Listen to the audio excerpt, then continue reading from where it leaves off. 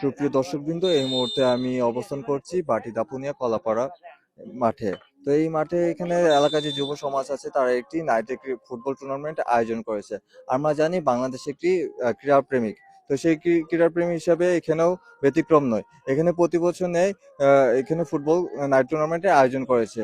তো এখানে ফুটবল আয়োজনের মাধ্যমে আমরা জানতে পারবো যে তারা এলাকার সমাজের যে যুব সমাজ আছে তাদেরকে কি বার্তা দেয়, আর এখানে তাদের কি উদ্যোগ আছে এবং কারা উদ্যোগ নিয়েছে সে সম্পর্কে আমরা আমাদের যে উপস্থিত যে অতিথি বৃন্দ আছেন তাদের সাথে আমরা জানতে পারবো। আপনারা এই খেলাটি কত বছর ধরে আয়োজন করতেছেন? আমরা গত বছর এই খেলাটি প্রথমবার আয়োজন করি। অনেক সুন্দরভাবে গত বছর এই খেলাটি আয়োজন করা হয়। তো এবছর দ্বিতীয়বার আর কি আমরা আয়োজন করতেছি। তো ইনশাল্লাহ আমাদের প্রচেষ্টা থাকবে ভবিষ্যতে আমরা এরকম সুন্দরভাবে আরো বড় পরিসরে যাতে আয়োজন করতে পারি, এটা আমাদের প্রচেষ্টা থাকবে। আজকে যারা এখানে খেলায় উপস্থিত আছেন তাদের উদ্দেশ্যে বলতে চাই যেন একটা সুষ্ঠু বিনোদন, আমরা আজকে যে নাইট একটা প্রীতি ম্যাচের আয়োজন করা হয়েছে, সবাই আমরা সম্মিলিতভাবে একটা সুন্দর খেলা উপভোগ করব এবং এখানে যেন কোনো ধরনের কোনো গোলযোগ, কোনো ধরনের সমস্যা, কোনো ধরনের পায়তারা সৃষ্টি না হয়, আমরা এই আশাই করব এবং এই আশাবাদ ব্যক্ত করে আজকে খেলাটা আপনাদের সহযোগিতায়, সকলের সহযোগিতা, এলাকাবাসীর সহযোগিতায় আশা করবো এখানে সুন্দরভাবে একটা খেলা অনুষ্ঠিত হবে। আজকে এই খেলার মাধ্যমে যুবকদেরকে কি বার্তা দিতে চাচ্ছেন? আলহামদুলিল্লাহ, শুরুতেই শুকরিয়া জানাচ্ছি সে আল্লাহ তাআলার প্রতি, যিনি আমাদের হায়াত ও মৌতের মালিক। আমরা অল্প সময় এখানে আসছি, আর অল্প সময়ের মধ্যে আমরা আবার ফিরে চলে যাব, এখানে থাকার কোনো সুযোগ নেই।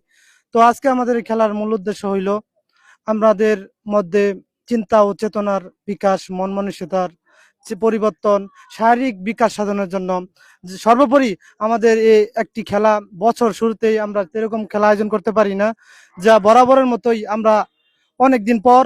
তো এই অঞ্চলের ভিতরে আমাদের এই একটা খেলা আমরা চেষ্টা করছি যতটুকু সম্ভব, আমাদেরকে যারা সহযোগিতা করছে ছোট থেকে শুরু করে আমাদের এলাকার যারা বড় ভাই যারা আমাদেরকে শিখিয়েছে তাদের কাছ থেকে আমরা শিখতে পেরেছি। ছোটবেলায় যাদের সহায়ক আমরা ছিলাম তারা আমাদের শিখেছে, তাদের থেকে আজকে মূলত এই খেলাটা আমাদের অনুপ্রেরণামূলক। আমরা সকলে মিলেমিশে খেলাটি জয় এবং পরাজয় অবশ্যই নিশ্চিত। আমরা চাই যাতে সুন্দরভাবে একটি খেলা পরিচালিত হয়, ব্রাজিল বনাম আর্জেন্টিনা। এই খেলা থেকেই যেন আগামী দিনে আজকে আমাদের ছোট ভাই যারা আছে তারা যেখানে শিখতে পারে যে আমরা একদিন থাকবো না, কিন্তু আমাদের এই খেলাটির যে ধারাবাহিকতা, যে ছোট সমাজ যারা ছোট ভাইরা যারা আছে তারা দেখে আমাদের অনুপ্রাণিত হবে।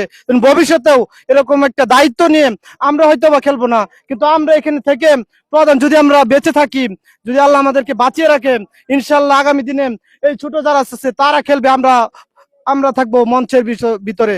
তখনই দেখা যাবে যে আমরা প্রকৃত সফলতা, ওদিনকে আমরা মনে করবো যে আজকে আমাদের এই আয়োজনটা সফল হয়েছে।